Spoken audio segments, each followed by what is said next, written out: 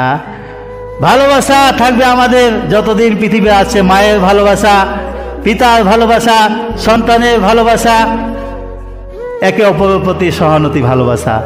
ভালোবাসা দিবস কোনো মুসলমান করতে পারে না। এই দিনটা থাকে কি ইহুদিদের, এই দিনটা থাকে যারা পূজারী তাদের জন্য। ইয়াংরা তো তৈরি হয়ে আসে, আসছে 14 ফেব্রুয়ারি ভালোবাসা দিবস। চোখে দেখা রাজশাহীতে আমি ছিলাম তখন, কাঁচা বাজারে গেছি, কাঁচা বাজার কেনার জন্য আড্ডির সামনে সিল আছে, সিল।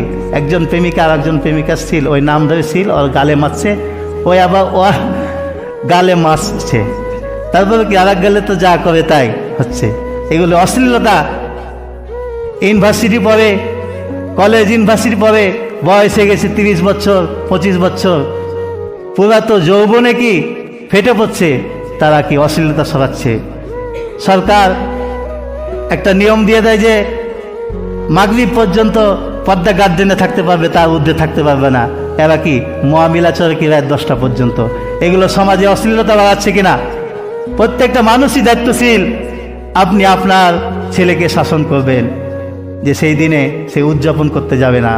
আপনি আপনার মেয়েকে শাসন করবেন, সেই দিনে কোনো জায়গায় উদযাপন করা যাবে না।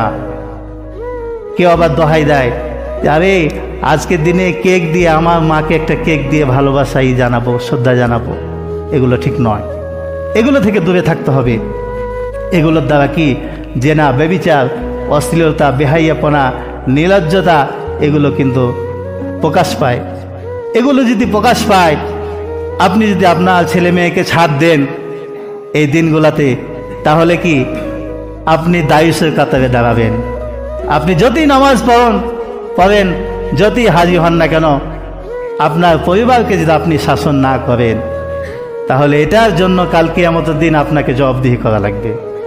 প্রত্যেকটা মানুষের দায়িত্বশীল।